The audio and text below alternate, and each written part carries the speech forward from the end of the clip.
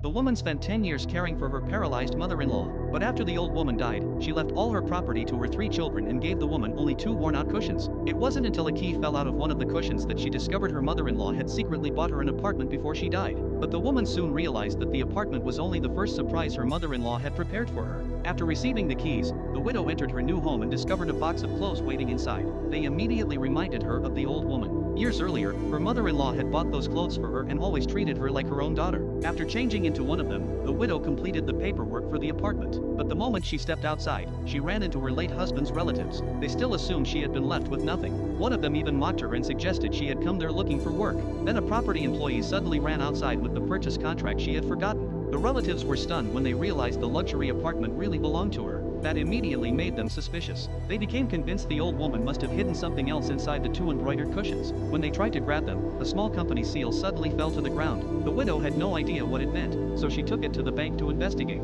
There, an employee finally revealed another secret her mother-in-law had kept from everyone. The seal belonged to a clothing company the old woman had secretly purchased for her. The company had been generating annual dividends, and the money had been saved for her on a bank card. The widow could barely process what she was hearing. Her mother-in-law had not simply given her a home. She had quietly prepared an entire future for her. The widow asked the employee to keep everything confidential, but the moment she walked outside, another problem was waiting for her. Her friend had brought her biological parents to confront her. They claimed they wanted to help her recover what she deserved from her husband's family, but the widow knew exactly why they had suddenly appeared. Years earlier, when she married her husband, her parents demanded 1 million yuan as a bride price. Once the money was paid, they told her she belonged to her husband's family and that her life or death had nothing to do with her. Even after her husband died, they had barely cared about her. Now that money was involved, they suddenly wanted to act like loving parents again. The widow refused to go with them and finally cut them out of her life. Then she turned to the friend who had brought them there.